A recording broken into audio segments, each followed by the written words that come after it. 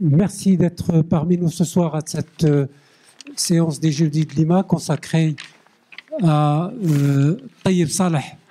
Taïeb Salah, dont on n'a pas besoin de le définir son travail. J'imagine que certains d'entre vous, sinon la majorité, a lu son livre éponyme Saison migration vers le nord, qui reste un chef-d'œuvre dans la littérature arabe contemporaine et moderne. Et c'est l'une des grandes figures de la littérature arabe. On aurait souhaité évidemment consacrer à Taïeb Salah une journée d'études, parce que son œuvre romanesque, théâtrale, aussi ses écrits dans la presse, tout son parcours mérite amplement d'être révélé aux nouvelles générations. Et évidemment, il a fait l'objet de nombreux travaux universitaires, de thèses universitaires, mais évidemment, on ne saurait épuiser la richesse de son œuvre en une séance comme celle du Jeudi de Lima qu'on organise ce soir. Et par le passé, évidemment, on a aussi traité son travail de romancier et de sa place dans la littérature arabe d'aujourd'hui. Taïeb Salah, c'est quelqu'un, c'était un personnage, c'était un homme simple. Je me souviens à Assila au Maroc, avec le maire de cette ville, Mohamed Ben Issa, qui était son ami, et puis aussi son soutien, puisqu'il l'invitait régulièrement aux différentes manifestations du Moussem d'Assila. Je me souviens que quand il se promenait dans la rue, il y avait des gamins qui lui couraient après pour avoir des autographes, contrairement à ce qu'on voit aujourd'hui où la jeunesse court après des musiciens ou des stars de la pop pour collecter des autographes. Et c'est vrai que d'Assila à Alger jusqu'au Caire, Taïeb Salah a toujours trouvé un public attentif et réceptif à sa parole et puis à ses écrits, notamment ce livre, ce roman magnifique traduit en français par Abdouhab Meddeb aux éditions Sindbad Actes Sud, dont je vous recommande évidemment la lecture et la relecture et la diffusion autour de vous. Alors nous sommes contents ce soir d'accueillir des amis, aussi des gens qui ont connu, des amis à Taïeb Salah, des chercheurs qui se sont penchés sur son travail. Et au nom de Monsieur le Président Jack Lang, je les remercie et je passe la parole tout de suite à Monsieur Khalid Farah, l'ambassadeur du Soudan en France, qui va dire un petit mot de bienvenue. Et à vous la parole.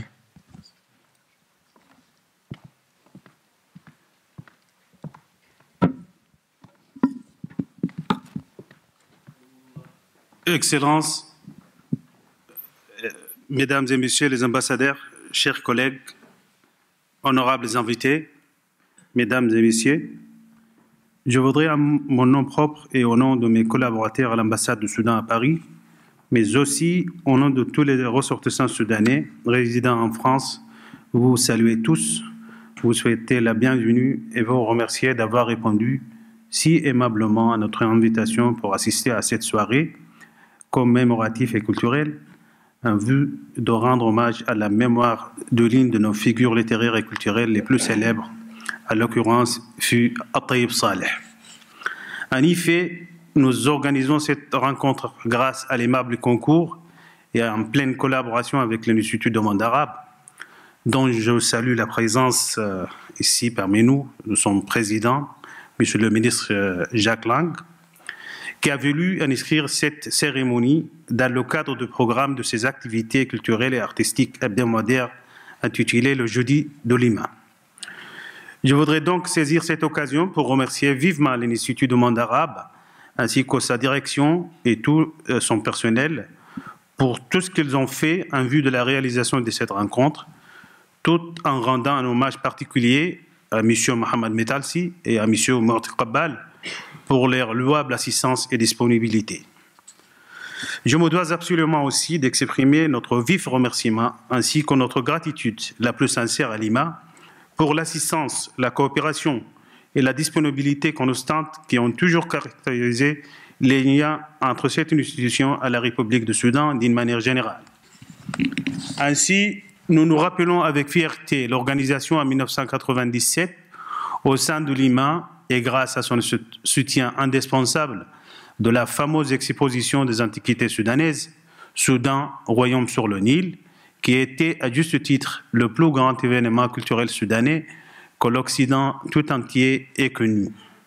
En effet, c'était toujours à la marge de cette exposition que Lima a accordé une carte blanche à notre grand romancier et homme de lettres, At-Tayyib Saleh, dont il s'agit ce soir, à vous de dédicacer certains de ses œuvres afin de marquer l'événement. Je voudrais par la même occasion réitérer notre soutien ainsi que notre attachement solide à la noble mission de Lima, tout en tenant à souligner que nous nous attendons à davantage de soutien pour nos activités culturelles dans l'avenir. Mesdames, Messieurs, c'est avec une émotion partagée que nous sommes réunis ce soir en vue de commémorer tous ensemble la mémoire de notre grand romancier et écrivain Fuad Tayyib Saleh, disparu en date de 18 février 2009. C'est donc l'occasion pour nous tous de lui rendre hommage et d'honorer sa mémoire à l'occasion du 4e anniversaire de sa disparition à travers cette rencontre dont nous voudrions bien qu'il soit à la fois commémoratif et littéraire, en vous de rappeler ne serait-ce qu'une petite partie de la trace remarquable qu'il a laissée dans les patrimoines culturels soudanais, arabes, africains, mais aussi universels. Il était un homme dont la vie, l'œuvre, le parcours professionnel et artistique, la conduite morale et les valeurs qu'il symbolise sont vraiment remarquables et par conséquent dignes d'être célébrés. At-Tayyib Saleh, dont le chef-d'œuvre Saison de migration vers le nord, déjà traduit dans une trentaine de langues étrangères, fut élu en 2002 l'un des meilleurs des 5 romans de l'histoire par un congrès de critiques représentant 54 pays. Compte effectivement parmi les romanciers et écrivains les plus distingués du monde arabe, d'où l'origine de son surnom devenu très répandu, le génie du roman arabe. Son œuvre porte essentiellement sur la mise en exergue des différences culturelles, de la confrontation civilisationnelle entre l'Occident et l'Orient et de la dialectique de relations entre la tradition et la modernité dans les pays et les sociétés du tiers-monde, tel que cela est manifesté dans le cas particulier du Soudan. Elle a su adopter cependant, en traitant toutes ces thématiques-là, une vision tout à fait objective, réaliste, équilibrée et surtout inclusive, humaniste et tolérante. C'est ainsi qu'il a pu souligner à travers la voix du narrateur dans son récit « Le palmier de Wad Hamid », et je le cite, « Il ne sera absolument pas nécessaire d'abattre le palmier. Il n'y aura aucune raison de déplacer la tombe. Ce qui a échappé à tous ces gens, c'est qu'il y a bien de la place, pour le palmier, pour la tombe, pour la machine hydraulique et pour le débarcadère du bateau. » Fin de citation. Mesdames et messieurs, je ne saurais terminer ce petit discours sans saluer et remercier mes professeurs, qui sont également mes aînés dans le métier de la diplomatie. Et là, je parle sous leur contrôle professionnel et peut-être linguistique. Et amical. Mais aussi, dans quelques instants, mes co-panélistes qui vont animer cette rencontre tout de suite. En l'occurrence, Son Excellence Monsieur l'ambassadeur Dr Noureddin Sati et Son Excellence Monsieur l'ambassadeur Dr Al-Fatih Hamad. Sans oublier, bien sûr, notre chère sœur, Madame le professeur Zainab Bin Lara, maître de conférence en littérature arabe moderne à l'Université de la Sorbonne Nouvelle, Paris 3. Je vous souhaite à tous une très bonne soirée et je vous remercie de votre attention.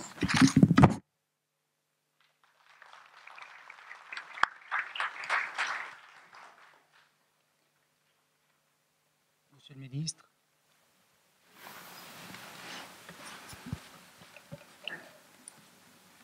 Monsieur le Président, Excellences, Mesdames et Messieurs, donc bienvenue à vous tous pour cette soirée d'hommage à un grand écrivain soudanais, Tayeb Saleh, dont nous évoquerons aujourd'hui la figure sous différents aspects. Alors, Tayeb Saleh, c'est un écrivain dont l'œuvre marquante a été Saison de la migration vers le Nord, mais qui ne s'est pas contenté uniquement de signer cette œuvre-là. Il en a signé d'autres qui sont restés un peu dans l'ombre de ce roman Saison de la migration vers le Nord. Alors, le paradoxe, c'est que Tayeb Saleh est à la fois de plein pied dans la modernité et profondément enraciné dans son terroir soudanais. Et donc, on peut appréhender son œuvre sous le prisme de la rencontre de l'Orient et de l'Occident, qui est une rencontre souvent heurtée, mais pas toujours, elle est parfois extrêmement féconde. Mais ce n'est qu'un paradoxe, c'est un paradoxe uniquement en apparence. En effet, ce qui est propre à Tayeb Saleh et à d'autres grands de la littérature universelle, c'est que Tayeb Saleh accède, me semble-t-il, à l'universel en étant profondément enraciné dans son terroir soudanais. L'universalité ne s'acquiert pas en plaquant des modèles sur une réalité donnée, elle s'acquiert en donnant forme à une réalité singulière et particulière. Elle s'acquiert en se faisant marque au plus profond de l'enracinement dans sa terre, dans sa chair, dans une singularité, dans son être au monde, comme disent les phénoménologues. Et on peut, de ce point de vue, toute proportion gardée, comparer Tayeb Saleh à Joyce dans son exil, à peut-être Proust reclus dans sa chambre de malade, et qui, malgré tout ça, ont tous les deux accédé à l'universel. On songe aussi à Faulkner et à son enracinement dans le Sud américain. Alors, je disais tout à l'heure que la question des rapports de l'Orient et de l'Occident, on peut l'appréhender de différentes manières dans l'œuvre de Tayeb Saleh. On peut la considérer sous le rapport du politique, on peut la considérer sous le rapport du culturel, on peut la considérer sous le rapport du religieux, des influences littéraires ou théâtrales, et souvent bien loin de la réduction médiatique qui la relègue dans le paradigme du sensationnel. Alors, il y a beaucoup de thèmes dans l'œuvre de Tayeb Saleh qui méritent qu'on s'y attarde. Le rapport de l'Orient et de l'Occident, le rapport des voyages, le thème de l'exil, le thème de l'érotisme, puisqu'on s'accorde aujourd'hui à dire que la motivation érotique est au fondement même de la création littéraire. Donc nous avons affaire à un grand bonhomme, si j'ose dire, de la littérature arabe et de la littérature aussi universelle. Et d'ailleurs, beaucoup se sont reconnus dans cette œuvre et ont tracé, ont cheminé dans ce chemin que cette œuvre, Saison de la migration vers le Nord, a ouvert. Donc je vais donner la parole à Zainab Ben Lara, donc, qui est universitaire et qui a travaillé sur l'œuvre de Tayeb Saleh et qui va surtout nous parler des noces de Zayn. Donc je vous donne la parole.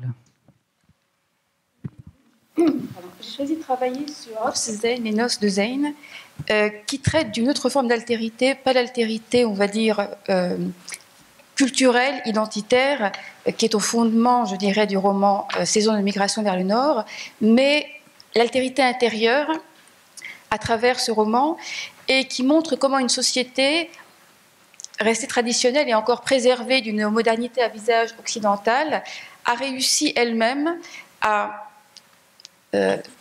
réussi à intégrer l'autre. Et ce roman nous montre combien, en comparaison, donc si on compare avec Mawsim al-Hijra ila al-Shamal, cette capacité à intégrer l'autre intérieur révèle combien aussi cette société peut se sentir démunie dans son rapport à l'autre étranger, et en particulier, on va dire, ces rapports entre ces deux espaces différents culturellement, mais dont la relation politique, dramatisée par l'occupation, a pu rendre difficile cette rencontre.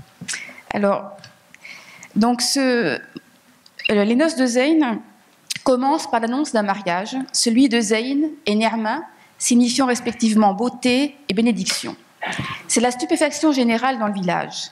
Les premières pages du roman sont consacrées à l'effet produit par l'annonce de cette nouvelle parmi les habitants.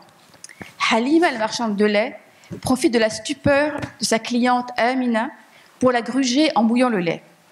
Touraïfi, le cancre de la classe, échappe à la correction que voulait lui infliger son instituteur et directeur d'école, qui abandonne ses élèves en plein cours et, prétextant une course, relève les pans de sa djellaba et se précipite en courant au souk pour aller vérifier l'information. La curiosité du lecteur est ainsi piquée. Il se demande pourquoi diable est-ce si surprenant que ce Zeyn, dont il ne sait encore rien, se marie. Il lui faudra attendre la fin de l'Inkipit, où ce personnage apparaît pour la première fois, pour avoir quelques éléments de réponse. Je cite le texte. À midi, la nouvelle était sur toutes les lèvres. Zeyn se tenait debout au bord du puits, au centre du village, remplissant d'eau les jarres que lui tendaient les femmes et riant avec elles, comme à l'accoutumée. Les enfants rassemblés autour de lui se mirent à chanter « Zeyn va se marier, Zeyn va se marier » et lui, Zeyn, leur jetait des cailloux. Tantôt il tirait la robe d'une jeune fille, tantôt il pinçait la taille d'une femme ou la cuisse d'une autre. Les enfants riaient, les femmes poussaient des cris et riaient, elles aussi, et au-dessus de tous ces rires, on entendait celui de Zeyn, ce rire qui faisait partie du village depuis le jour où il était né. Seul homme présent parmi les femmes, Zeyn entretient avec elles des rapports surprenants dans une société conservatrice qui révèlent d'une part une grande complicité. Zeyn a l'habitude de rire avec les femmes et d'autre part une grande intimité. Il les touche à la taille et aux cuisses sans que cela ne suscite aucun geste de réprobation de leur part. Zeyn semble ainsi échapper à la règle de la séparation des sexes qui régit ce type de société et que tout individu apte au mariage et donc à la reproduction de la société est tenu de respecter. Autre fait marquant, la tâche accomplie par Zeyn, puiser l'eau, est une tâche dévolue aux femmes et non aux hommes, ce qui pose la question de l'aptitude du personnage au travail masculin. Enfin, et même s'il bénéficie de beaucoup de bienveillance, Zeyn est malgré tout l'objet de moqueries de la part des enfants qui l'entourent. At-Tayyib Salah met ici en scène un personnage qui partage la plupart des caractéristiques qui définissent, selon Michel Foucault, les marginaux. Si la réaction des habitants aux noces de Zeyn peut ainsi s'expliquer par son statut de marginal, et plus particulièrement par son inaptitude ainsi supposée au mariage, elle tient aussi à l'identité de celle qu'il doit épouser. Le narrateur nous dit « Zeyn n'épousait pas n'importe qui. Sa fiancée était Ni'ma, fille de Hajj Ibrahim, ce qui signifiait noblesse de lignée, vertu, honneur et respectabilité. Ni'ma, qui est aussi la plus jolie fille du village, est la seule à avoir été à l'école. Son mariage avec Zeyn est d'autant plus mal perçu qu'elle a déjà refusé de bon parti. Aussi est-il vécu par certains comme un affront personnel. C'est le cas d'Amina, qui avait demandé la main de la jeune fille pour son fils 2 mois auparavant et avait essuyé un refus. Ils avaient refusé, prétextant que Ni'ma était encore trop jeune pour le mariage. Et voilà que maintenant ils allaient la donner à Zeyn, ce type dérangé, habile, cet abruti, Rachim. Considérant que ce mariage est une véritable menace pour son unité, mais se sentant incapable de l'empêcher, vu la détermination des protagonistes, la société est sommée de l'accepter. Dès lors, elle va s'employer à réécrire la vie de ce curieux personnage, afin de faire apparaître son mariage contre nature avec Ni'ma comme un événement prévisible et donc acceptable. Les noces de Zeyn se présentent ainsi comme un récit collectif retraçant la vie d'un personnage, Zeyn, récit truffé de signes annonciateurs de son destin exceptionnel, son mariage avec Ni'ama. La structure narrative utilisée par Taïb Saleh traduit très bien cette élaboration collective. C'est une narration enchâssée qui mêle le récit cadre, al-qissa al-itar, c'est-à-dire le récit de l'effet produit par l'annonce du mariage sur les villageois, et d'autre part, le récit encadré, al-qissa al-mu'attara, c'est-à-dire l'histoire du personnage de Zeyn, sa biographie, à la manière des contes des Mille et une nuits.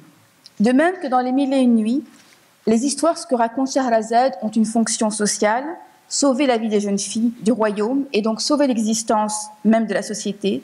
De même, le récit de la vie de Zeyn a pour fonction le maintien de la cohésion du groupe, mise à mal par cette nouvelle. L'élaboration de cette biographie romancée de Zeyn, le récit encadré, connaît 3 phases ou processus qui vont faire passer le personnage de Zeyn du statut de marginal, l'autre par excellence, l'autre intérieur par excellence, à celui de membre à part entière de la société. Première phase, défiguration du personnage, c'est-à-dire accentuation des marques de sa marginalité, étape préalable à sa transfiguration. Deuxième étape, introduction du surnaturel, voire du merveilleux, comme facteur d'explication de cette destinée exceptionnelle.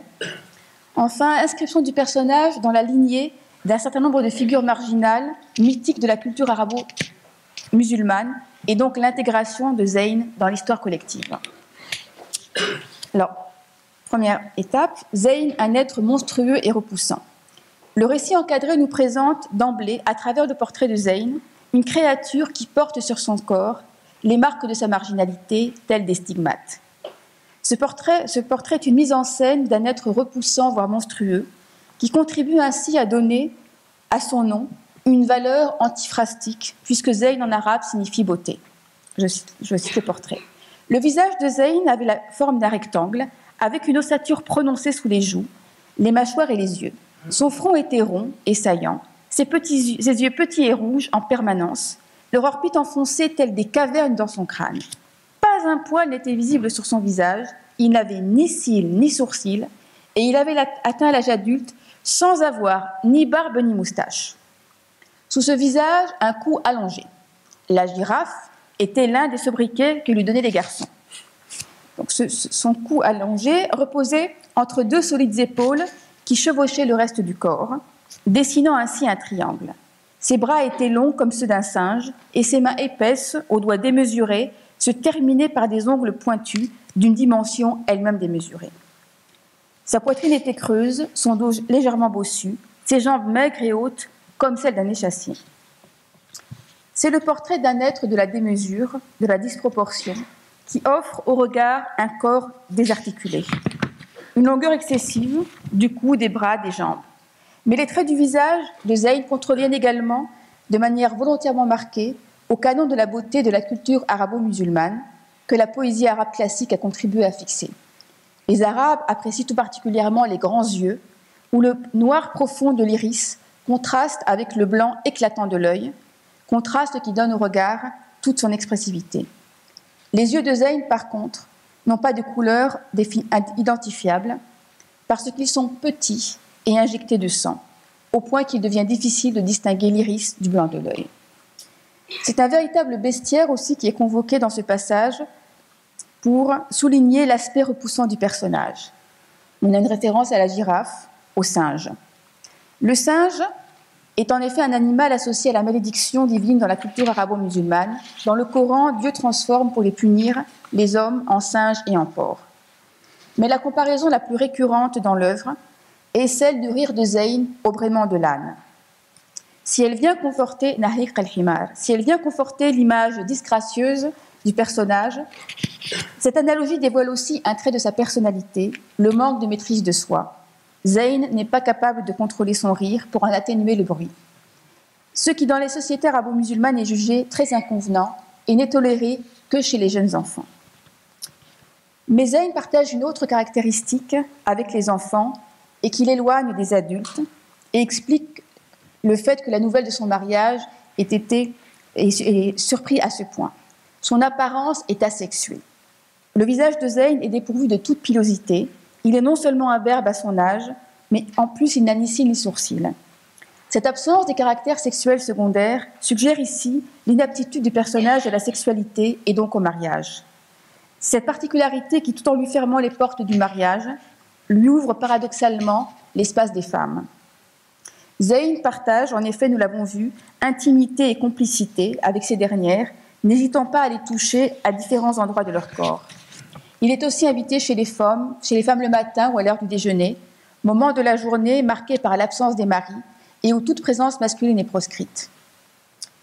Son apparence physique et son statut social qu'elle lui confère rapprochent Zeyn également d'autres marginaux du village. Il est en effet le seul à fréquenter ceux que les villageois désignent par le terme de shawaz, marginaux au sens d'excentriques, déviants, dont le sens étymologique, comme le signale Lisan al-Arab, est personne qui vit dans une tribu sans lui appartenir. Il s'agit de deux hommes et d'une femme, Bahit, Moussa le boiteux et Ashman la sourde. Ces trois personnages souffrent d'un véritable handicap. Bahit le chanceux est né mal formé, il lui manque la lèvre supérieure et son côté gauche est paralysé. Les deux autres portent leur handicap comme un sobriquet, Ashman la sourde, Moussa le boiteux. Le physique de Zeyn, sa proximité avec les marginaux du village, en font un être à part, qui n'est pas considéré comme un membre à part entière de cette petite société, un égal, jouissant des mêmes droits que les autres et soumis aux mêmes devoirs. Son mariage avec Ni'ama pose donc la question de son changement de statut.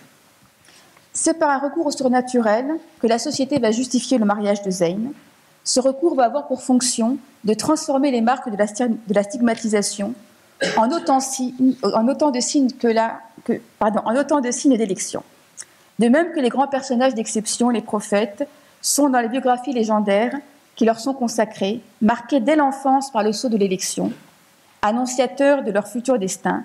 De même, certains événements dans l'enfance de Zeyn vont faire de lui un être à part. Trois événements extraordinaires vont être choisis comme marquant la vie de Zeyn depuis sa naissance, constituant ainsi une préfiguration du quatrième que sera son mariage.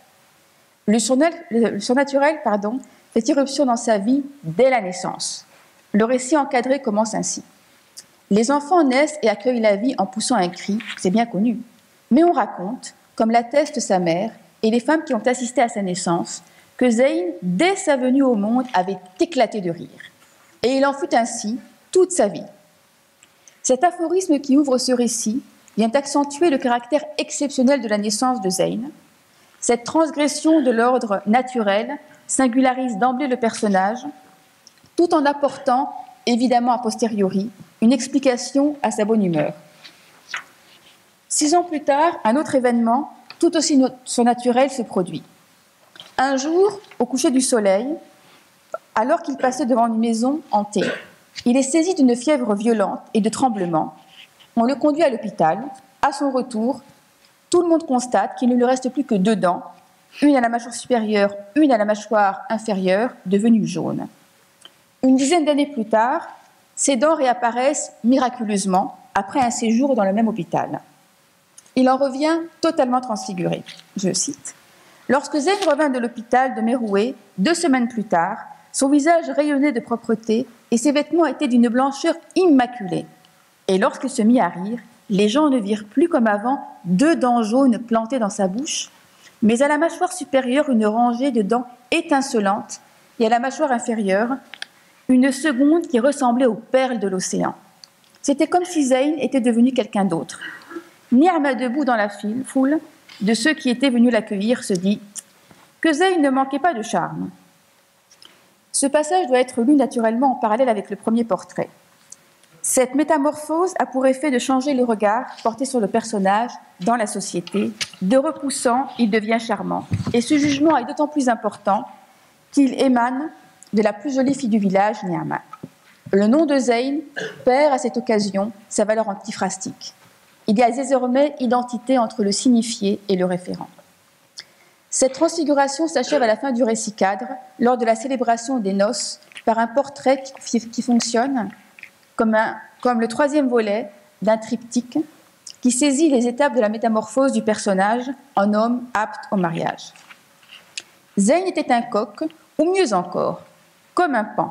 Il souriait et riait, allant de l'un à l'autre, brandissant son fouet, sautant en l'air, tapotant celui-ci sur l'épaule, tirant celui-là par la main, encourageant un invité à manger, jurant qu'il divorcerait si un autre n'acceptait pas une boisson. Maintenant que tu es un homme pour de bon, dit Mahjoub, tes menaces de divorcer auront enfin une signification. Zeyn n'est plus entouré d'enfants ou de femmes, mais d'hommes, et ses gestes à leur égard suggèrent un rapport d'égal à égal. Son comportement est celui du maître des lieux, qui reçoit ses invités, priant les uns et les autres de faire honneur au repas de noces, et allant jusqu'à utiliser cette attitude très virile, consistant à menacer de divorcer pour voir sa demande ou son affirmation prise au sérieux. Cette métamorphose de Zeyn est considérée par le village comme le dernier d'une série de miracles, Mu'jizat, Hawadith Ajib, attribués à un personnage du roman nommé Hanin, homme pieux entièrement voué à l'adoration divine. Cet homme porte le nom de Hanin Nostalgie, qui fait référence à la nostalgie mystique.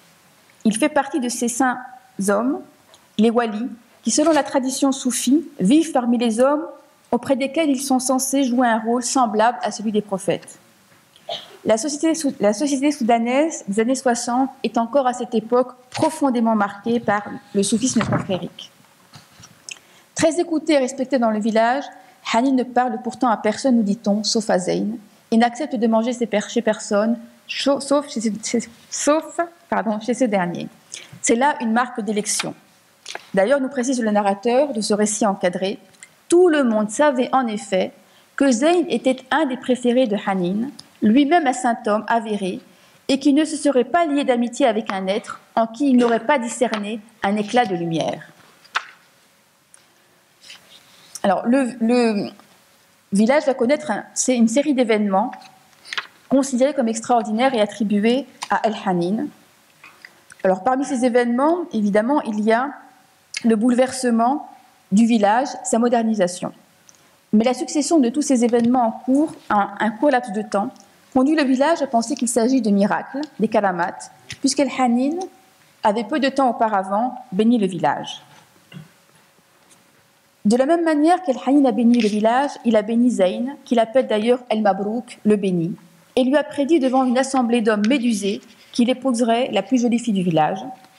D'une voix plus douce, Al-Hanin reprit « Toutes les filles sont après toi, bénies du Seigneur. Demain, tu épouseras la plus belle fille du pays et la meilleure. » Voilà donc le mariage de Zeyn prophétisé.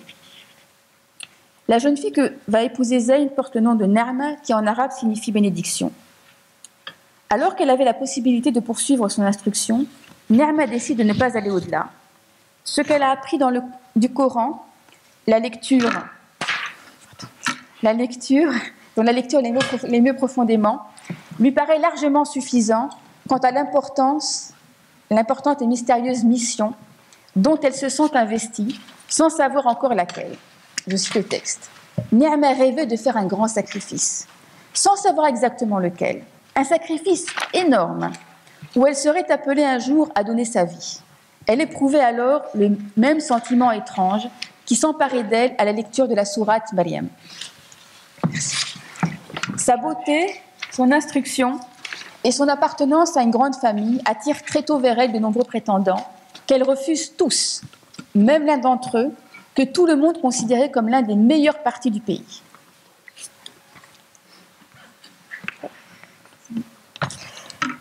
Donc, je vais essayer d'aller plus vite. Donc, Nerma se sont investis d'une mission, d'un sacrifice, et ce sacrifice consiste en fait pour elle à se marier, à ne pas être, on va dire, exigeante lors de son mariage, que son mariage lui sera dicté par une force supérieure, acceptant d'épouser un paysan, d'être seconde épouse, et se dit-elle, épouser Zeyn. Alors, bon là je vais essayer d'aller plus vite. Donc, Donc, si le mariage de Zayn s'explique par l'irruption du surnaturel et la métamorphose de Zayn d'être asexué et monstrueux en homme charmant apte au mariage, le texte s'emploie aussi à faire de ce personnage une figure familière qui, à défaut d'avoir son pareil dans le village, se retrouve associée à certaines figures mythiques de marginaux ou d'êtres d'exception consacrés par la culture arabo-islamique. Zayn se retrouve alors intégré à l'histoire collective, une histoire qui englobe et dépasse celle du village. Alors, comme je n'ai pas le temps de développer, je dirais simplement qu'il y a 3 grandes figures mythiques auxquelles Zayn va être associé. La figure de Ash'ab, le pique-assiette, simplement parce que Zayn est à la fois un personnage glouton, d'un appétit insatiable, mais aussi parce que c'est quelqu'un dont la fonction est d'amuser les autres. Je vais simplement citer un passage où on nous apprend que Zayn, qui était parti dans une noce et qui avait trouvé donc à manger, boit une boisson dont il ne connaît pas l'origine, et voici ce qu'elle produit en lui. Donc, il perd la tête. Parmi les femmes, dit-il, j'ai trouvé la mariée, une jolie petite jeune fille, toute odorante du bain de fumée et habillée à ravir. Ici, Zayn fit une pause, il dirigea ses petits yeux sur les visages des membres de l'auditoire. Il gardait la bouche ouverte et ses dents pointées en avant. Mahjoub le poussa à terminer l'histoire. « Et après, qu'as-tu fait ?» « Je me suis précipité sur la mariée. » Ayant dit cela, Zayn sauta comme une grenouille. L'assemblée poussa des hurlements, tandis que Zayn éclatait de rire et se jetait sur le ventre, battant les pieds dans l'air.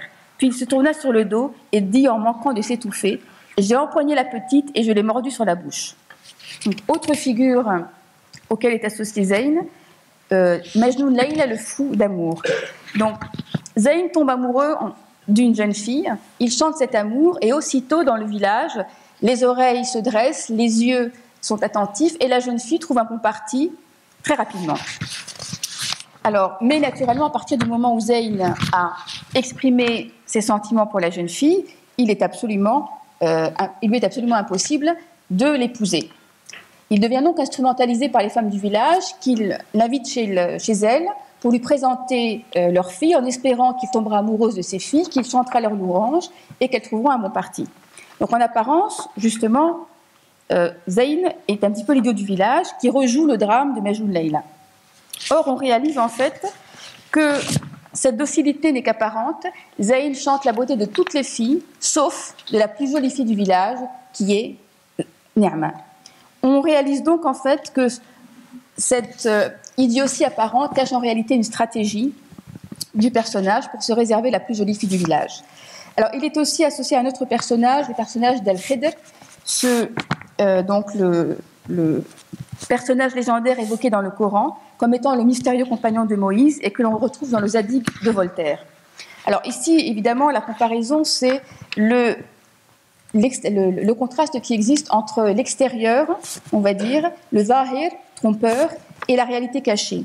De même que les actes commis par Al-Khidr semblent cruels, alors qu'en réalité, ils vont éviter des catastrophes que lui seul connaît, de même l'apparence de Zayn joue contre lui. Son physique, son comportement infantile, cachant ses véritables qualités, sa générosité, sa bonté, que seules des personnes comme Hanin et les marginaux du village ont pu découvrir. Et là, je conclus. Donc, à travers ce conte moderne, Tayyib Saleh montre comment les sociétés arabes, marquées encore par l'islam populaire, tentent de donner un sens à tout ce qui contrevient à la norme, en produisant des récits donnant une grande place à l'imaginaire et où l'élément d'explication est souvent surnaturel. Ces récits rattachent aussi l'événement ou le personnage en question à des faits ou des figures familières que ces sociétés puisent dans leur propre histoire. La norme est ainsi sauvegardée et l'ordre renforcé. Le marginal ne remet donc pas en cause ici la norme de la société traditionnelle, il la confirme. Par contre, ce qui constitue une menace pour cette petite société et la norme qui la régit dans les noces de Zayn, c'est l'irruption violente de la modernité que représente le personnage de l'imam, figure de l'islam moderne, institutionnalisé, débarrassé des superstitions et du mysticisme de l'islam populaire confrérique, incarné par Hanin. L'imam est facteur de division au sein du village. Sa personne divise les habitants du village en 3 groupes, les pros, les anti et les indifférents. N'étant pas du village, il a été envoyé par le gouvernement et n'est jamais appelé par son prénom. Ses préoccupations ne sont pas celles des villageois. Indifférents à leurs problèmes quotidiens, ils ne s'intéressent qu'à la politique internationale. Un habitant le présente comme un mal nécessaire, c'est-à-dire inéluctable, qu'il faut accepter, comme cette modernité qui commence à faire vaciller la tradition. Mais contrairement à ce qui se passe dans le roman Saison de la migration vers le nord, du même auteur, où l'irruption violente de la modernité à visage occidental, incarnée par le personnage de Mustapha Saïd, conduit à briser l'harmonie d'un village. Dans les noces de Zeyn, cette irruption représentée par l'imam ne parvient pas à porter atteinte à l'harmonie du village. Les noces de Zeyn ont lieu. Leur célébration symbolise à la fois la transfiguration du personnage, son intégration totale dans la société, il en deviendra un notable, mais aussi l'unité de cette petite société. Je vous remercie et je m'excuse pour le...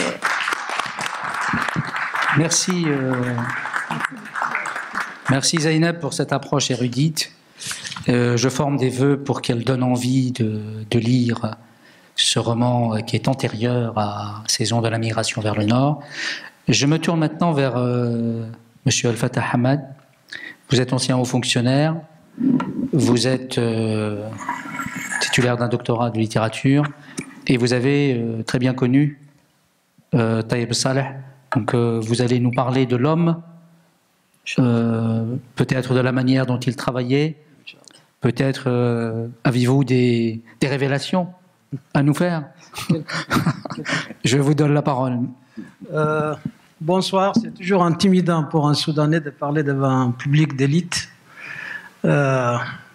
Monsieur Lang est parti, mais heureusement qu'il est parti parce que je serais vraiment intimidé de parler devant lui. Et je vois aussi des visages agréables que je connais, une ancienne patronne là-bas, des amis ici, et je vous salue tous. J'ai chronométré sur 20 minutes. Si je dépasse ça, vous applaudissez. Je saurai.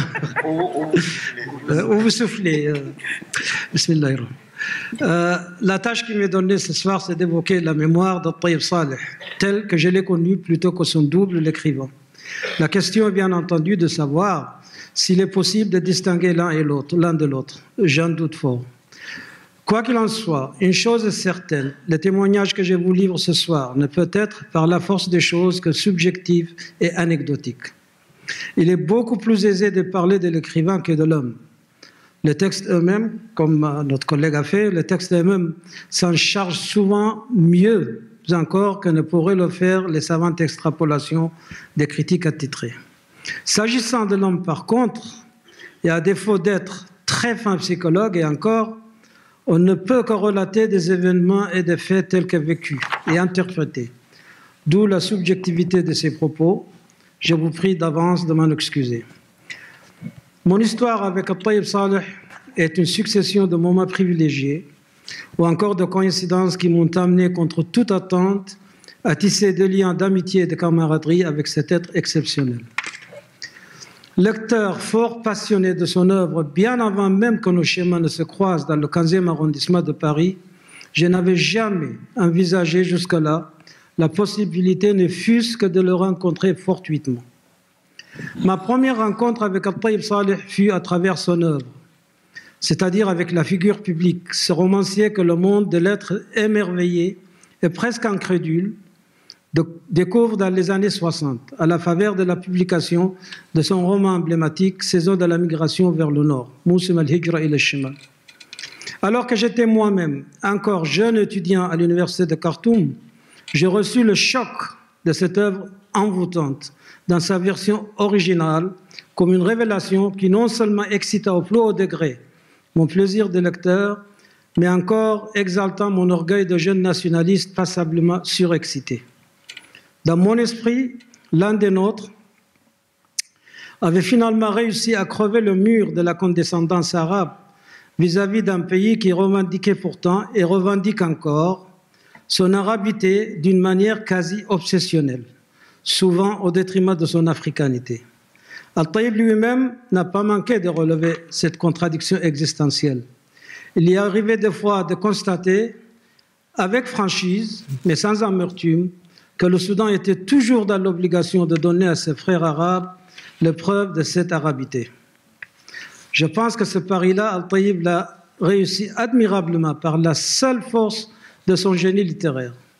Certes, le Soudan avait produit avant lui de grands maîtres, tels l'illustre professeur Abdullah Taïb, que l'on comptait de manière absolue parmi les plus éminentes autorités de la langue et de la culture arabe.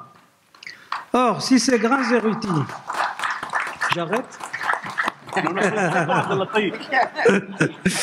Or, si ces grands érudits étaient effectivement reconnus et respectés par l'élite arabe et les arabisants du monde arabe, le roman et nouvelles de Taïb Saleh, accessibles à tous, sont, par la force des choses, connus de plus large public dans le monde arabe et au-delà.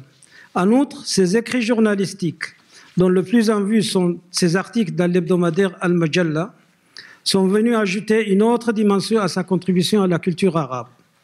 Au service des médias dont il était spécialiste par profession et par amour, il a ainsi touché une catégorie de lecteurs autre que le consommateur de livres. Tout ceci dans une langue arabe exquise, mais simple, souple et sans pédanterie ni prétention. On appelle cela en arabe as-sahl al-mumtani', et nous différons avec mon ami sur la traduction en français que je n'ai pas trouvé. Mais moi, je dirais une simplicité de style qui n'est pas à la portée de tout le monde. Mieux encore, l'œuvre s'est très vite imposée sur la scène littéraire mondiale et a valu à son auteur une admiration universelle, transcendant les frontières culturelles.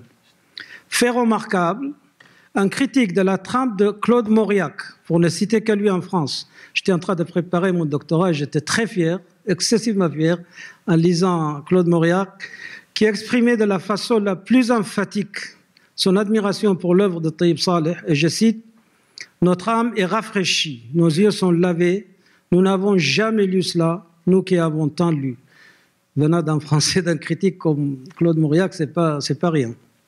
Traduit dans des dizaines de langues, ce roman est publié notamment en France chez Simbad, Actes Sud, sous le titre Le Migrateur, traduit par le Libanais Fadi Noun, et par la suite par celui-ci en collaboration avec le Tunisien Abdelwahab Medeb, sous le titre plus littéralement traduit de Saison de la migration vers le nord.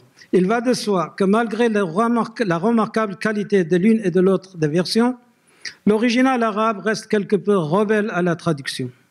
Shadia Travolsi a relevé cette difficulté dans son étude sur la traduction de la saison en constatant que ces romans reposent, et je cite, sur une diglossie qui se manifeste d'un côté par l'arabe soutenu de la narration et de l'autre par une mosaïque de niveaux informels et régionaux, plus ou moins décodables selon l'origine du lecteur arabophone.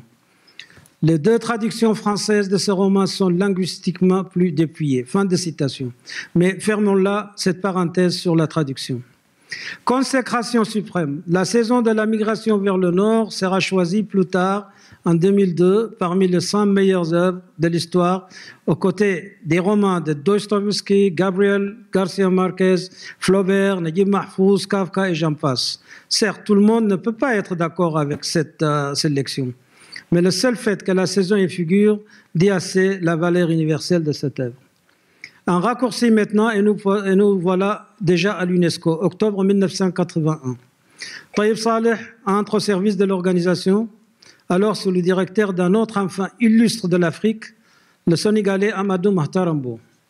Parenthèse, il y devient contemporain et ami d'un grand écrivain francophone, le poète et romancier haïtien René Depestre, qu'il admirait beaucoup.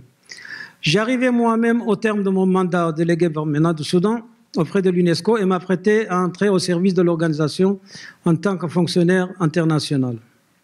Vu sa renommée mondiale d'écrivain couronné, je m'attendais lors de notre première rencontre à trouver devant moi un personnage un peu distant et imbu de sa personne. Or, contrairement à mon appréhension, c'était un homme affable, modeste, d'une simplicité déconcertante qui s'est présenté à moi. Il était même à la rigueur un peu timide. Depuis, j'ai eu des fois l'impression qu'il suffoquait sous la pesanteur de cette notoriété dont il se sentait prisonnier. En même temps, et sans aucun effort, du moins apparent de sa part, un certain charisme s'est dégagé de sa personne, faisant de lui, à son corps défendant, le centre du monde qui l'entourait. Bref, il était la meilleure démonstration de ce bel adage des gens de la bruyère: la modestie est au mérite, c'est que les ombres sont aux figures dans un tableau. Elle lui donne de la force et du relief. À l'instar de Mustafa Saïd, son personnage le plus connu, Al-Tayyib Saleh, était doté d'une intelligence hors norme. Mais à l'opposé du personnage de la fiction, il était totalement dépourvu de vanité démoniaque ou de névrose. S'il était conscient de son statut d'écrivain célèbre, ainsi que des contradictions existentielles qu'il vivait en tant que produit de la colonisation britannique, il n'en a pas moins réussi à sublimer tout cela et à établir le parfait équilibre entre l'écrivain et les personnages issus de son imagination. Al-Tayyib Saleh était parfaitement bien dans sa peau et en paix avec lui-même et la société dans laquelle il évoluait. Qu'il s'agisse de la société d'origine qu'il avait façonné ses passions et ses nostalgies, ou encore le monde de l'exil dans lequel il s'intègre plus tard au sens plein du terme. L'un des épisodes les plus marquants dans mes rapports avec Al-Tayyib Saleh est sans doute le pèlerinage à la Mecque. Rite que j'ai eu le grand bonheur d'accomplir avec lui en compagnie d'Amadou Ahtarambo. Alors, comme je disais, directeur général de l'UNESCO, et invité pour l'occasion par le prince héritier de l'Arabie saoudite, l'actuel roi Abdullah ibn Abdelaziz.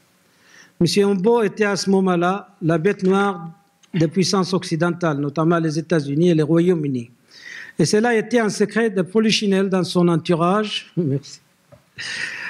Dans son entourage, que Al-Tayyib Saleh, qui lui témoignait une grande solidarité, était derrière cette invitation à double objectif, religieux et politique. J'avais, avant ce voyage, découvert plusieurs traits de la personnalité sociale et intellectuelle d'Al-Tayyib Saleh. Sa générosité, sa discrétion, l'originalité de sa démarche intellectuelle, son adoration de la langue arabe et ses grands apôtres, notamment le poète et son maître de toujours, Abu Tayyib al-Mutanabbi, et bien d'autres qualités. Mais c'est seulement lors de ce trajet spirituel qu'il m'a été donné de découvrir en profondeur une autre dimension, celle du croyant sans surenchère, du mystique, du soufi au plus haut degré. En effet, Al-Tayyib Saleh a su garder intacte sa nostalgie du divin, en dépit des décennies d'intimité avec la culture occidentale des temps modernes, fondée presque exclusivement sur la matière.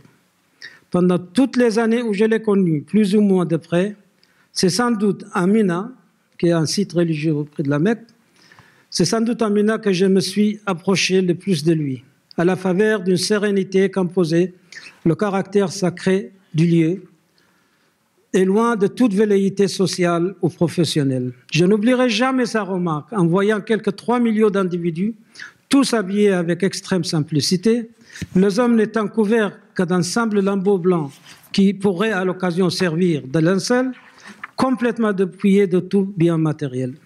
Fixant la scène comme médusé, il me lance alors « J'ai l'impression, Hajj al-Fatih, que le Hajj n'est autre chose qu'une répétition, un rehearsal, du jour de la résurrection où nous courons tous vers Dieu dans le dénuement le plus absolu. » Quelle imagination dans cette situation-là. Mohamed bin Issa, ancien ministre des Affaires étrangères du Maroc et secrétaire général de la fondation du Forum Al-Asila, dont Al-Tayyib Saleh était un adepte, comme il l'était du festival de Janadriya, évoquait en ces termes cette expérience spirituelle de son ami Al-Tayyib. Que M. bin Issa, s'il écoute ça, veuille bien excuser la pauvreté de la traduction en français d'un tel texte sublime. Je cite, « Un saint homme sans turban, en toute intégrale, qui dévoile tous ses sentiments sans hypocrisie ni complaisance, qui ne montre aucune animosité et ne reproche rien à personne, désintéressé même de ses propres droits. Tout chez lui est enrobé de pudeur, d'austérité et d'abnégation. Ses souvenirs de pèlerinage à la Mecque et sa visite du tombeau du prophète Mohammed sallallahu alayhi wa sallam constituent à la fois l'histoire du poète, du soufi et du croyant. » Fin de citation. Qu'il me soit permis toutefois, de lire le texte en arabe, tellement la traduction est réductrice. Al-waliyu salih, hatta min duna imamati. كل كامل يقاسمك كل أحاسيسه كل كامل لا ينافق ولا يحابي ولا يعادي ولا يحاسب ولا يلوم قنوع لدرجة إهمال حقوقه كل شيء عنده ملفوف بالحشمة والتقشف ونكران الذات حكايته عن أيام مناسك الحج في مكة المكرمة وزيارته بالدموع والخشوع والتسليم على قبر النبي صلى الله عليه وسلم هي حكاية الشاعر والمؤمن والصوفي. Quoi qu'il en soit, cette communion devant le sacré a établi entre nous un autre niveau de complicité qui a duré jusqu'à la fin de ses jours. Sur un plan plus prosaïque, le pèlerinage nous a aussi libérés de la lourdeur des titres honorifiques et académiques caractéristiques du protocole des milieux intellectuels arabes, même entre amis. Je n'avais plus à l'appeler Oustaz, il m'appelait plus docteur, on s'appelait réciproquement par le titre que tout pèlerin affectionne plus que tout autre, Ya Hajj. Cela ne manquait pas d'humour non plus quand ça venait de lui. Sa foi en tant que musulman était complètement encadrée par la raison.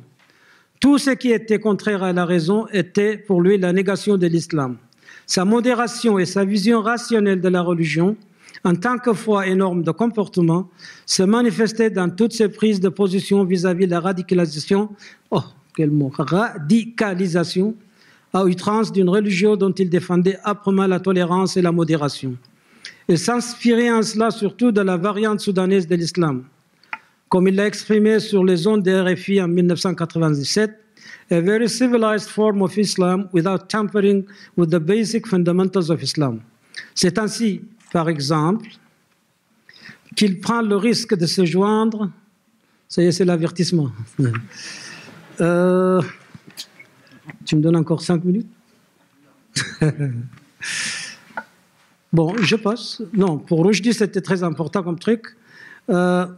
Qu'il a contribué à un livre intitulé For Rushdie, Essays by Arab and Muslim Writers in Defense of Free Speech, non pour défendre seulement Rushdie, loin s'en faut, mais pour dévoiler l'incohérence de la fatwa autorisant son assassinat. Démarche qui, paradoxalement, contribua à son ascension fulgurante et a adopté outre mesure les ventes de son livre hermétique. Je passe sur Rushdie. Je viens maintenant à l'ultime arrêt de mon voyage avec Al-Tayyib Saleh, Doha. Encore une fois, bon, je passe aussi sur Doha un peu rapidement. J'en arrive, c'est dommage, hein, vous perdez beaucoup là-dedans. Vous y perdez beaucoup, mais malèche. J'en arrive là à la fin. Bon. La dernière année de la vie de Tayyib Saleh, alors que la maladie commençait à lui ravir ses forces, nos rapports se limitaient à quelques conversations téléphoniques entre New York et Londres, lorsque sa famille le jugeait physiquement apte à entretenir une brève conversation. Lors de la toute dernière que j'ai eue avec lui, j'ai eu la gaucherie de lui demander, rien que pour meubler le terrible silence qui s'imposait obstinément, s'il n'était pas en train de nous préparer un autre chef-d'œuvre. À quoi il me répondit, avec résignation, mais aussi avec dignité et un certain fatalisme héroïque, « Hélas, Hajj al-Fatih, je ne pense pas que le temps joue en ma faveur. » Ce furent là les toutes dernières paroles que j'ai échangées avec lui avant de pleurer son départ le 18 février 2009. J'ai perdu ce jour-là un ami, un compatriote et accessoirement un collègue qui a contribué plus tôt que tout autre fils à placer le Soudan sur la carte littéraire du monde. Quelles que soient les divergences d'opinion à propos de son œuvre, il y en a qui, comme l'égyptienne Safinaz Kazem, la traite avec un certain mépris. La très grande majorité des critiques littéraires et hommes de lettres s'accordent pour constater qu'il a laissé des empreintes indélébiles sur le roman arabe contemporain, dont il a d'une certaine manière réinventé l'écriture dans le langage aussi bien que dans la technique. J'avais beaucoup de choses à dire, mais tant pis. Merci beaucoup. Merci beaucoup, Al-Hajj, pour cette évocation. Merci pour cette évocation vivante de Tayyib Saleh. Je passe la parole maintenant à Nourdine Sati, qui va évoquer quelques thèmes de l'œuvre de Tayyib Saleh. Nous lui demandons des étincelles de génie dans une brièveté fulgurante. Bon, c'est plutôt des étincelles fulgurantes du génie de Tayyib Saleh. Je voudrais tout d'abord dire combien je suis heureux de retourner à l'Institut du monde arabe, où j'ai figuré pendant un certain moment, il y a bientôt une vingtaine d'années, au conseil d'administration, et où nous avons travaillé ensemble avec Metalsi, avec Edgar Pizani, Mohamed Bennouna à l'époque, Zreddin Aroudaki, sur le grand projet de l'exposition Royaume sur le Nil, qui a été inauguré même ici en janvier 2007, 1997 plutôt. Bon, voilà, j'avais préparé un discours que je n'avais pas à lire, parce que je ne voudrais pas qu'on me donne un avertissement, un carton rouge ou un carton jaune, jaune plutôt. Mais ce que je voudrais dire, bon, je voudrais donc traiter certains thèmes choisis, effectivement, et je vais essayer d'être très bref. Les thèmes que j'ai sélectionnés, ce sont les thèmes de la migration, ce que j'appelle l'exil et le royaume, la mort dans l'âme, pouvoir et rapport de force. Je dois commencer par dire que ma première rencontre avec Taïb Saleh remonte à 1972, quand je suis allé lui rendre visite avec notre ami commun, maintenant ambassadeur Aoud Mohamed Hassan. À l'époque, c'était un jeune diplomate à l'ambassade du Soudan à Londres, et je préparais ma thèse justement sur la littérature soudanaise de l'époque ici à la Sorbonne. Et Taïb Saleh m'a beaucoup aidé en réalité pour mieux cerner le sujet que j'avais choisi pour ma thèse de doctorat, pour lequel j'avais choisi le titre de confrontation des valeurs modernes et traditionnelles et occidentales dans la perspective des écrivains soudanais contemporains. Et c'était aussi une chance que la traduction française de Moussim el-Hijra et le Shimal venait d'être publiée, traduction faite, vous vous souviendrez, par Fadi Noun, sous le titre du Migrateur, et donc avec l'introduction de mon ancien professeur au Collège de France, Jacques Berg. Donc c'était ma première rencontre avec Taïb Saleh à Wimbledon, ce temple du tennis mondial. Et dorénavant, bien entendu, Wimbledon pour moi c'était associé surtout avec Taïb Saleh et non plus avec Martina Navratilova ou Arthur Ashe ou Lendl, Stéphane Lendl. Taïb Saleh, je disais donc le thème de la migration. Taïb Saleh, c'était un migrateur illustre, bien entendu. À l'époque, vous vous souviendrez, quand il est allé à Londres en 1955, la migration n'était pas comme elle est aujourd'hui. La migration, c'était le fait d'intellectuels, d'une élite désabusée, je dirais, déconcertée, et qui cherchait un refuge ailleurs. Et cette déconcertation n'a fait qu'augmenter. Et le nombre donc des migrateurs également ne cessait qu'augmenter à travers les années, et nous sommes arrivés à où nous sommes aujourd'hui, où la migration est devenue un fait et est devenue aussi un problème, avec lequel ni les uns, ce qu'on a appelé tout à l'heure Orient, ce qu'on a appelé Occident, ne semblent pas savoir comment traiter ce phénomène. Le dialogue difficile, que j'appellerais le dialogue de sourds, qui s'est installé entre l'Occident et l'Orient, continue à avoir de sérieux problèmes, et les deux côtés ne semblent pas avoir trouvé les mots qu'il faut pour mener à bien ce dialogue. Le dialogue, donc, s'endurcit, et nous avons aujourd'hui ce qui se passe, ce que vous connaissez, que le dialogue se fait par des drones et par des ceintures explosives. L'exil et le royaume, l'univers romanesque de Taïb Saleh est conditionné par des mythes, des croyances populaires, des contes et des images qui sont restés collés à sa mémoire et à son imaginaire tout au long de ces années d'exil. Mais s'agit-il réellement d'exil pour lui? Peut-être pas. car son exil est devenu son royaume. Car son royaume originel était devenu pour lui un lieu d'exil. Mais c'est un débat pour un autre jour. Je passe à ce que j'appelle la mort dans l'âme. La mort est un thème qui est récurrent dans les écrits de Taïb Saleh. Au Soudan, la vie et la mort s'entremêlent, parfois de façon quasi inextricable. On sait depuis des millénaires que la mort est l'autre facette de la vie, son alter ego, que l'on attend comme un ami qu'on n'a jamais connu, mais qui assurément viendra frapper un jour à notre porte, mais que l'on sera toujours surpris de voir.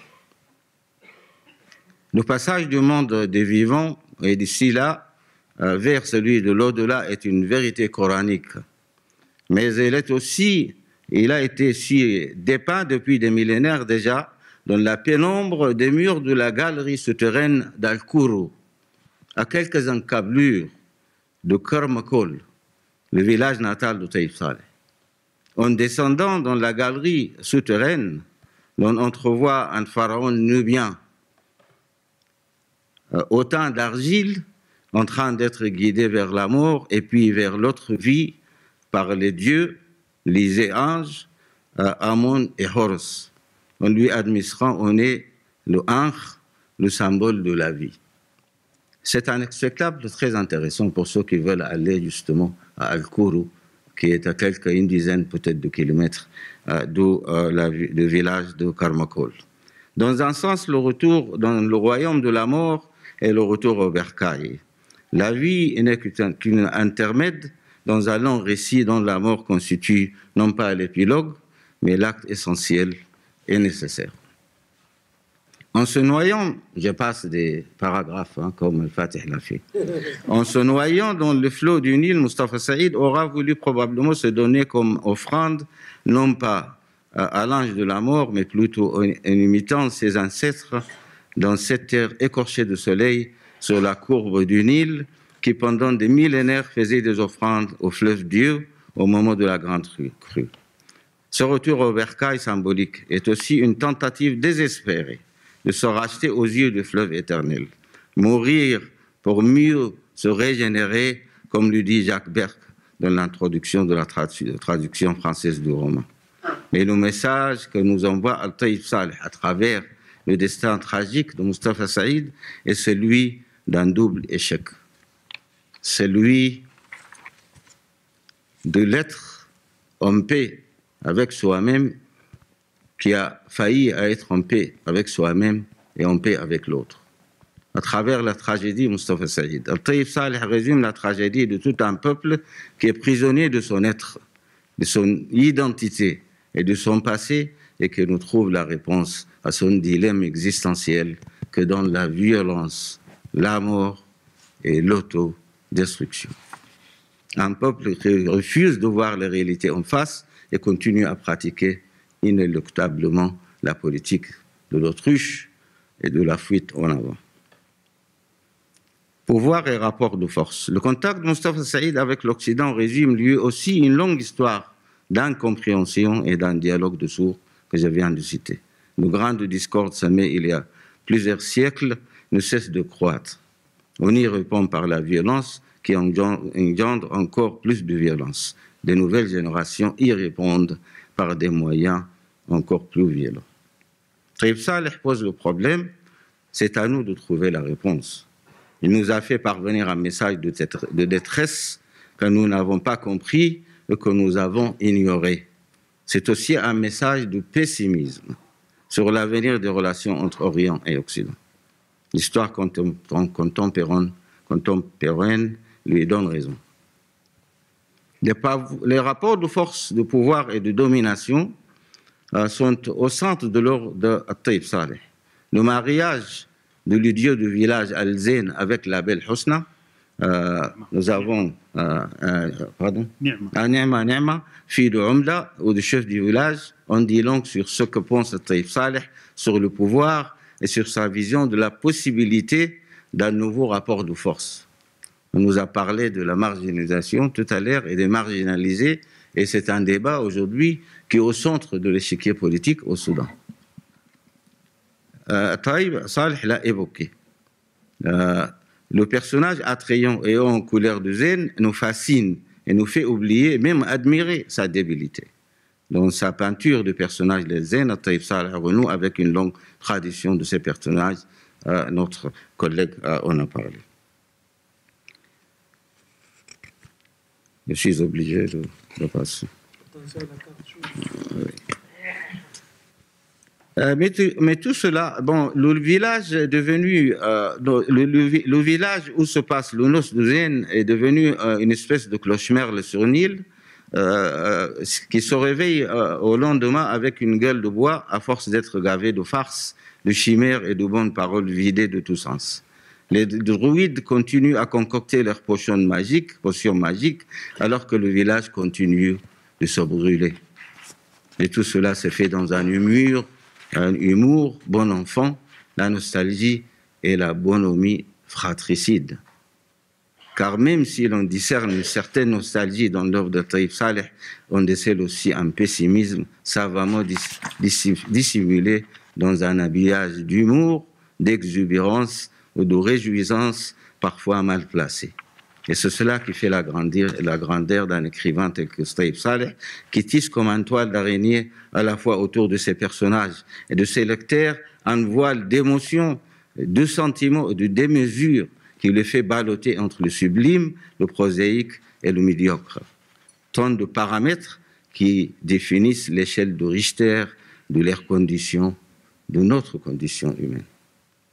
Les relations de pouvoir sont encore plus présentes dans Bender Shah d'Owelbet, qui est un roman encore plus insolite et qui dessine les contours d'une relation plus complexe avec le pouvoir du passé sur le présent et l'avenir et de la tradition sur la modernité dans une société telle que la société soudanaise.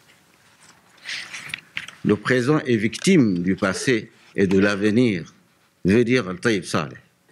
Mais l'adage nous dit que celui qui contrôle le présent maîtrise le passé et l'avenir. Ceci est vrai au Soudan comme tout ailleurs. L'interprétation que l'on donne au passé influe sur le présent et sur l'avenir. Changer le présent est la clé pour changer notre compréhension de notre passé et notre vision de l'avenir.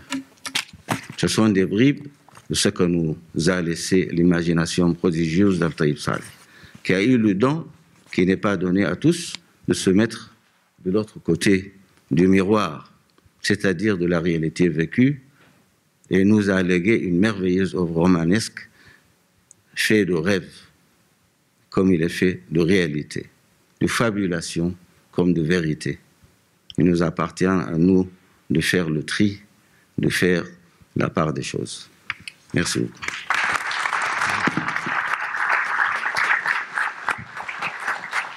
Merci, cher ami, pour cette approche passionnante qui montre effectivement la permanence de la détresse, du mal, qui n'est pas seulement historique, mais qui est aussi métaphysique dans l'œuvre de Taïb Saleh. Les trois interventions ont montré la variété et le talent de cette œuvre. Nous allons peut-être ouvrir le débat, à moins que Votre Excellence veuille dire un mot. Vous avez déjà. Bon. Ah, vous avez une intervention. Eh bien, très bien. Déjà. Je vous donne donc la parole. On ne vous a pas donné la thématique? Non, mais vous allez l'expliquer vous-même. D'accord, d'accord. Merci. Je suis l'ambassadeur titulaire, donc il faudrait me donner du temps supplémentaire, s'il vous plaît. Pas de carte, pas de carte. Non, mais ce sera le carton rouge pour vous.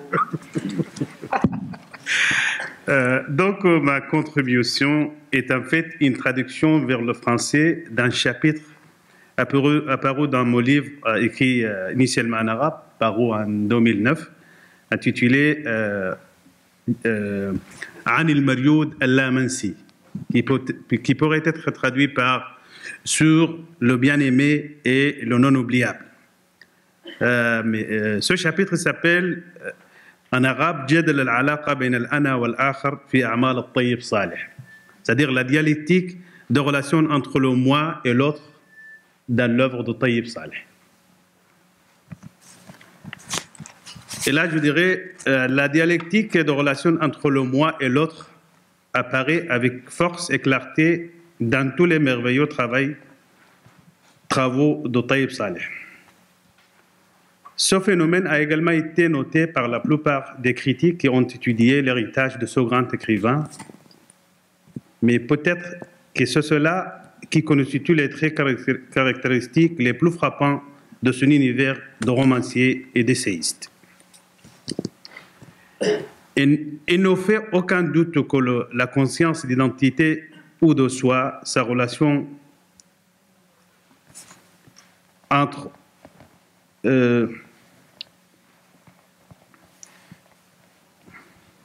il ne fait aucun doute que la conscience d'identité ou de soi, sa relation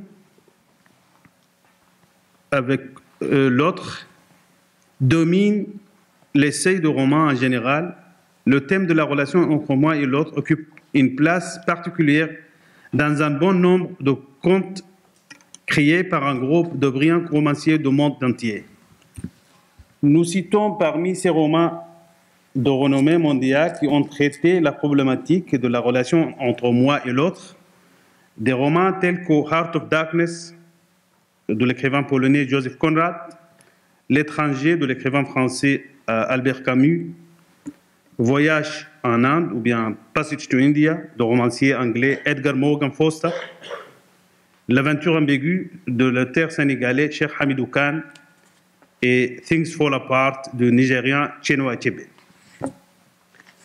La plupart du temps, on constate inévitablement l'apparition d'une contradiction entre le moi et l'autre, comme l'ont si bien défini les romans qui traitent des questions liées notamment aux différences socioculturelles, voire la confrontation civilisationnelle qui mène souvent à un dénouement tragique.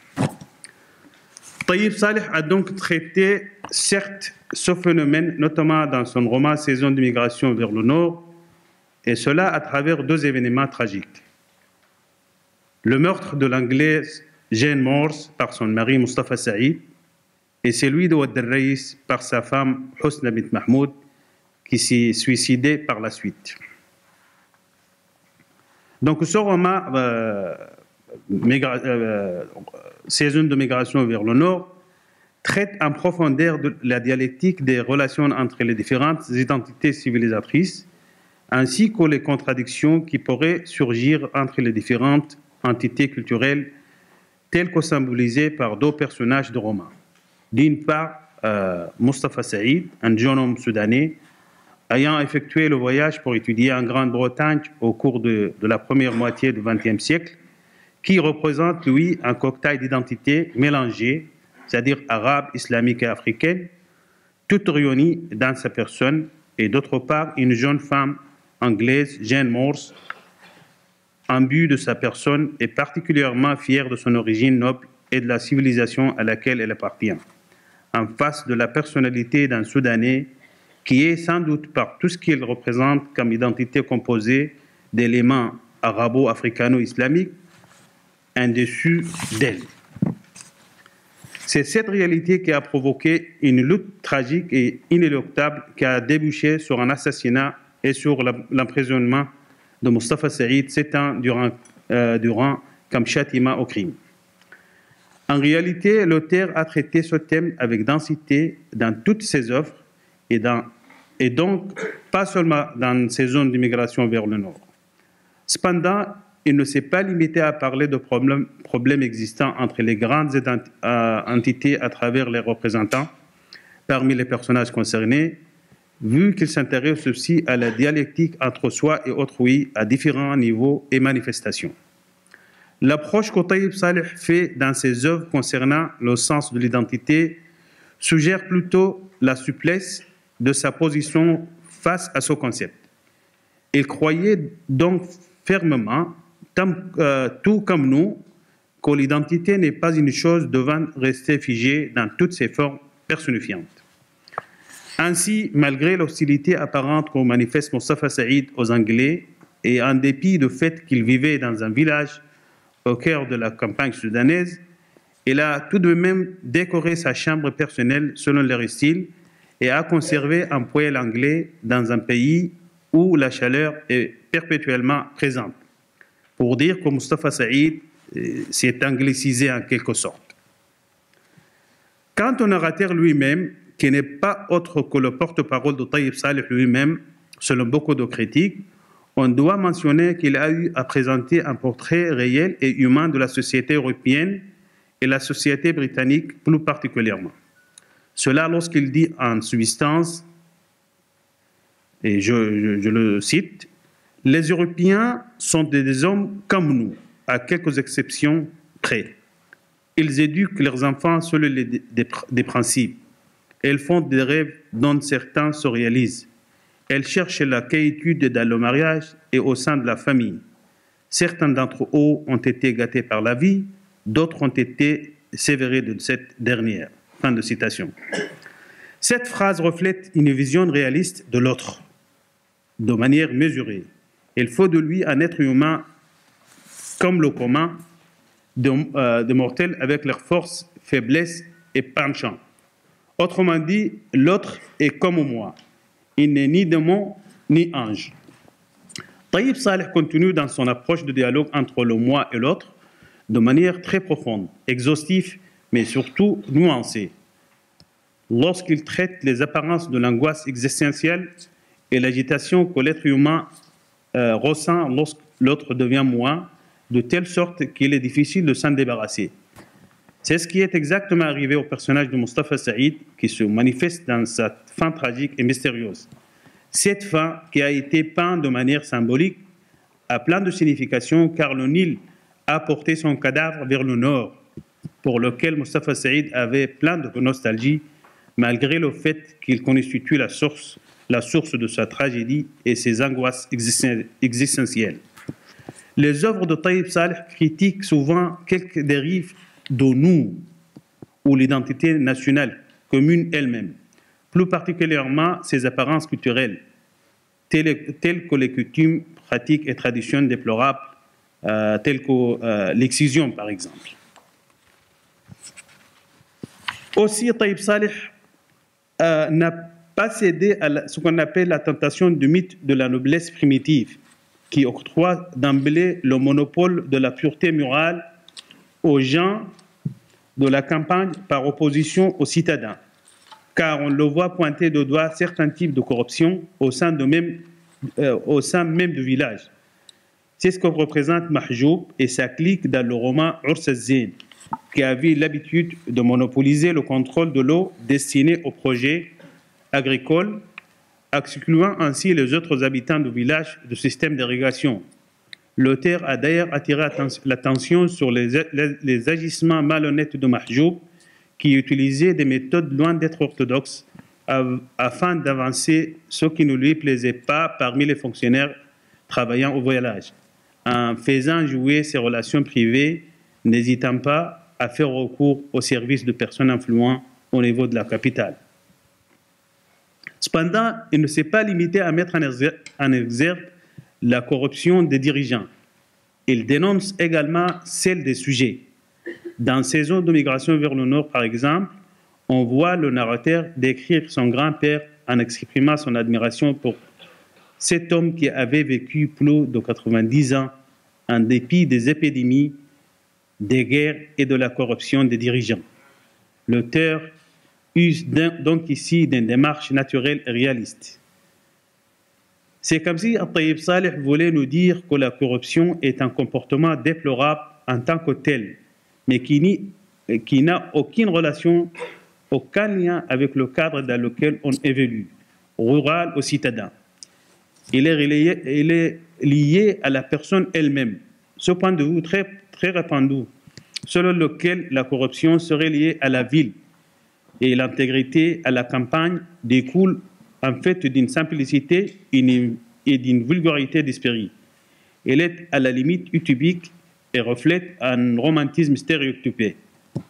Il s'agit là de la vie de ceux qui croient croire au mythe de la noblesse primitive.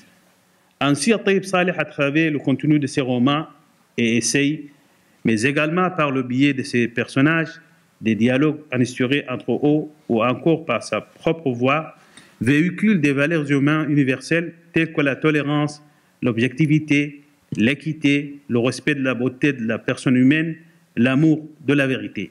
De manière égale, elle fait apparaître des notions contraires. Elle écrit donc sans parti pris, ne plaidant la cause d'aucun peuple, d'aucune classe ou entité culturelle en particulier. Raison pour laquelle elle critique Mustafa Saïd pour avoir dédié un de ses livres à ceux qui voient les choses d'un seul œil, soit blanc, soit noir. Une manière de nous faire penser que tout ce qui touche à l'homme est relatif, ce qui rend impossible tout jugement dogmatique. Il faut donc apprendre à cohabiter dans le cadre des valeurs humaines, ce qui nécessite une acceptation mutuelle des tares et des défauts de son vis-à-vis. Merci.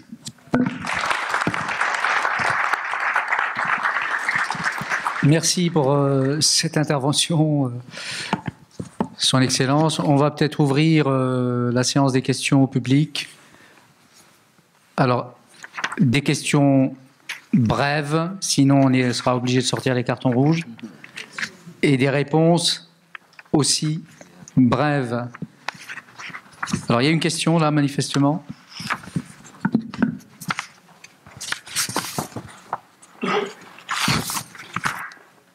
Merci.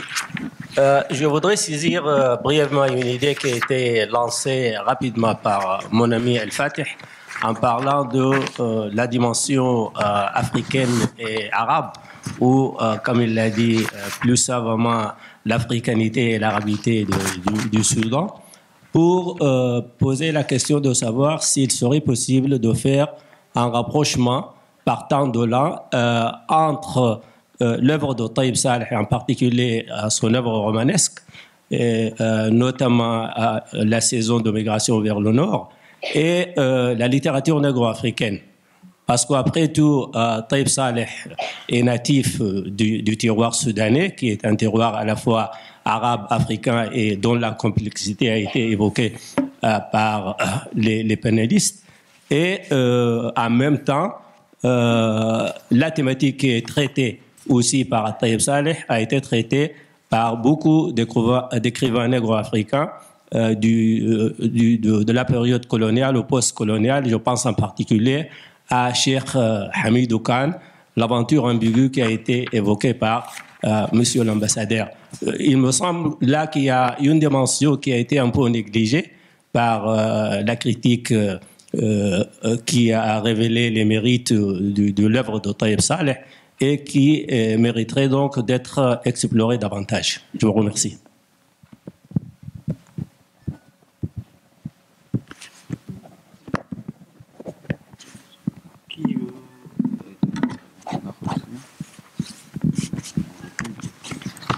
Qui veut répondre à une question? Elle était adressée à qui, votre question? À quelqu'un en particulier? À tout le monde? Bon. Alors, qui veut répondre à cette question? Non, mais c'est évident, comme je l'ai dit moi-même, même nous en tant que peuple, on revendique trop souvent notre arabité plus que notre africanité. Donc, c'est pas bizarre que les critiques et tout ça, mais Taïb Saleh était profondément africain, même dans ces symboles comme Othello, par exemple, le noir. Bon, il dit Othello Kasbah. Il n'était pas Othello, mais il était profondément africain. Mais c'est vrai qu'il n'y a pas beaucoup de gens qui se sont penchés sur cet aspect de la littérature de Taïb Saleh. C'est sans doute à cause de la langue. C'est sans doute en raison de la langue, puisqu'en fait, il a été étudié en tant qu'auteur arabe et que les autres auteurs écrivaient peut-être en français ou dans d'autres ou en anglais, et que l'étude, c'est peut-être ça qui a posé problème. Ne maîtrisait pas enfin, il n'y a peut-être pas de spécialistes qui ont travaillé de façon, en fait, plus sur les œuvres africaines d'expression linguistique différentes. Je pense que le fond du problème est peut-être là, et c'est peut-être les spécialistes de littérature comparée qui pourraient s'y intéresser, je ne sais pas. Est-ce qu'il y a d'autres questions?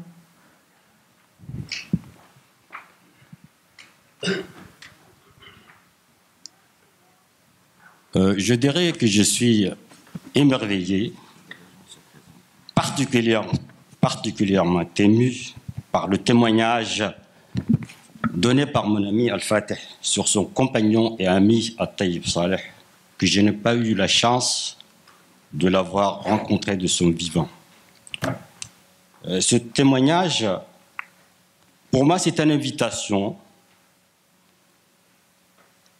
d'entamer la lecture des œuvres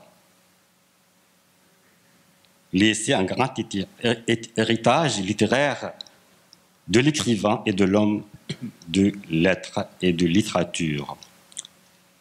J'ai lu simplement un seul livre s'agissant de migration, de la saison de migration au nord. Je ne dis pas vers le nord, mais au nord. Je n'ai pas compris quel nord, mais ce ne serait pas une question. Car pour moi, un migrant vers le nord ou au nord, on va vite se trouver au sud, vous la sphérité de notre globe terrestre. Mais quelle est votre question? Je n'ai pas eu la chance de... Je suis pris par la science plus que par la littérature. Ce n'est pas une question, simplement, pour moi, c'est une invitation. Donc, et de ma part, je voudrais inviter mon ami Al-Fatih de mettre en livre ce témoignage, qu'à mon sens, serait émouvant et important. Merci. Merci à vous. Il y a une question tout au bout là-bas.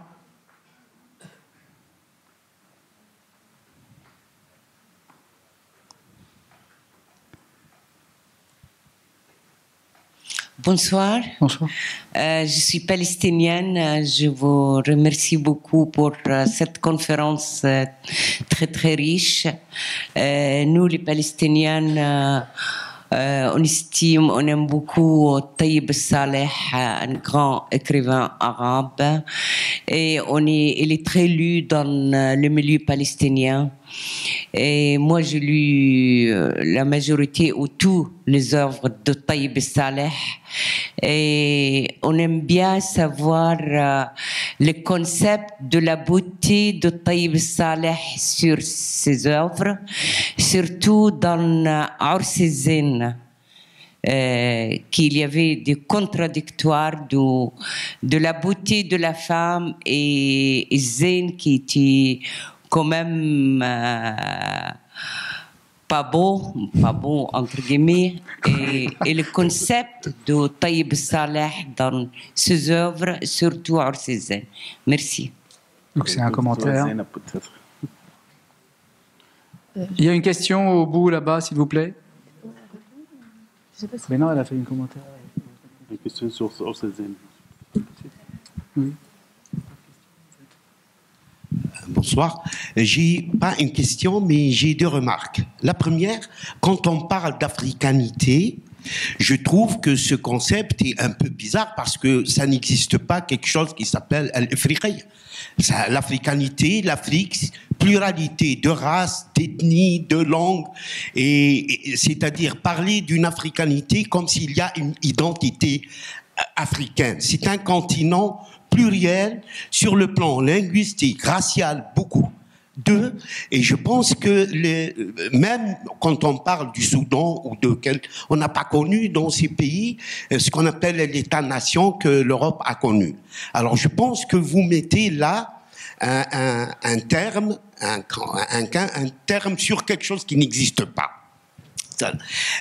C'est vrai qu'il est né en Afrique, mais c'est appartenance géographique plus que appartenance identitaire.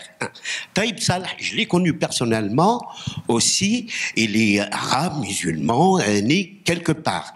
Et il y a un thème essentiel chez Tayyib Saleh que je trouve qu'il n'a pas été évoqué, c'est que Tayyib Saleh, surtout Orsizine, ou Alaysa Azayn, comme elle dit là, Orsizine, c'est quelque chose de majeur chez Tayyib Saleh, c'est qu'il pense que ces peuples, cette culture, ce village, des gens vivaient dans une certaine harmonie culturel, civilisationnel, vivaient heureux. Et du moment où il y a eu le contact avec l'Occident, il y a eu le, comment dirais-je, le jurthumat al-unf, c'est-à-dire l'agressivité de l'histoire. Et c'était le moment où ces pays, où soit le Soudan ou le pays arabe, en contact avec l'Occident, il y a eu une destruction de la culture du pays, de cette harmonie, de cette civilisation ou de ce groupe ethnique. Voilà ce que c'est. Et ce thème-là, l'essentiel de Taïb Salah. La deuxième remarque, monsieur, qu'est-ce que c'est? La deuxième remarque, ce contact, quand il dit l'assisant des migrations vers le nord, c'est vers l'Occident. Et il a lui-même, dans des interviews, je me rappelle d'une interview qu'il a donnée à Fikr Wafan, la revue allemande, il parlait que ces peuples, l'idée essentielle, qu'il y a, la culture a été agressée par ce contact avec l'Occident. Voilà. C'est ça la deuxième remarque. Mais l'africanité, c'est un mot qui n'a pas de contenu, à mon avis. D'accord. On va vous répondre, monsieur.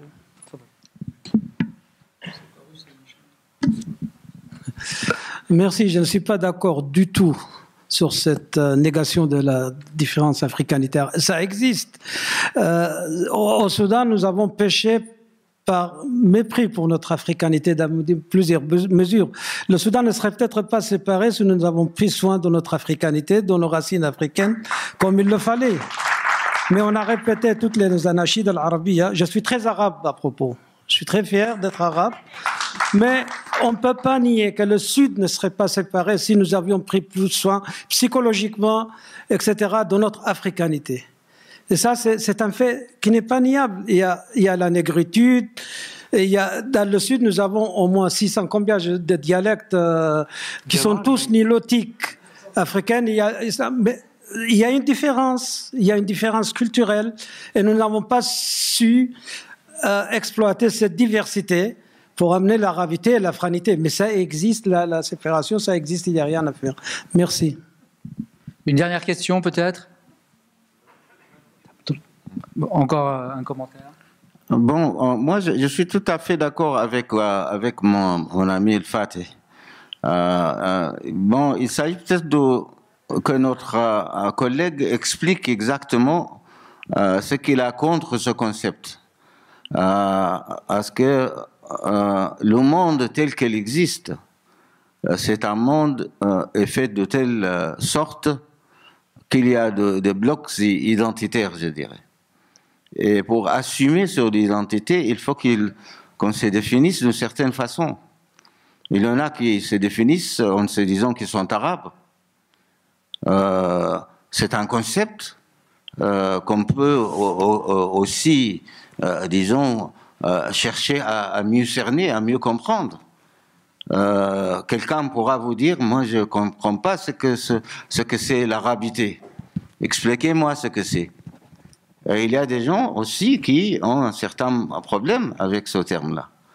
Surtout tel qu'il a été introduit, disons, avec le concept de la nation arabe, etc. etc.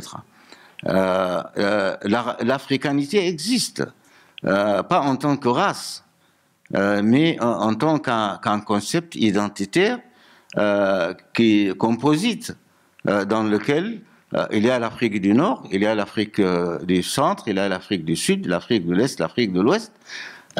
Il s'agit maintenant de savoir, s'agit-il d'un concept politique, s'agit-il d'un concept culturel, s'agit-il d'un concept social, s'agit-il d'un concept socio-économique, ou s'agit-il de tout ça mis ensemble? Pour moi, c'est plutôt ça. Que les gens du Nord, les gens du Centre, les gens du Sud, les gens de l'Est, de l'Afrique se mettent ensemble pour essayer de cerner ce concept.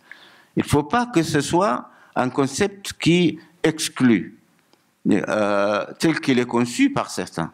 Il faut que cela, un concept qui regroupe tout. Et des pays comme le Soudan, par exemple, ont beaucoup souffert de cette dichotomie qui existe entre l'arabisme et l'africanité, dans l'esprit de certains. Et c'est là qui est à l'origine de notre crise identitaire au Soudan, qui a causé justement la sécession du Sud. Donc il s'agit de faire de telle sorte qu'on se trouve un compromis, je dirais, historique, entre ce concept d'arabisme d'un côté et de l'africanité de l'autre, plutôt que de nier leur existence. Alors une dernière question, et puis on... Encore un commentaire. Merci. Je voudrais revenir au commentaire de mon professeur, le Dr Youssef Elias, selon lequel cette africanité, justement, dans l'œuvre de Taïeb Saleh aurait été négligée par les chercheurs et les critiques. Et là, je voudrais le rappeler, par exemple, l'œuvre, la thèse de doctorat de professeur Mohamed Mahdi Bouchra, qui a écrit sur le folklore dans l'œuvre de Taïeb Saleh. Et qui dit folklore dit les traditions, les coutumes, les rites de passage. Et là, il s'agit des traits très africains, très soudanais, très africains, qui reflètent justement l'africanité de l'œuvre de Taïeb Saleh. Merci. Bon, ben, on va arrêter notre séance. Merci à vous tous. Merci à nos invités d'avoir répondu. Merci au public.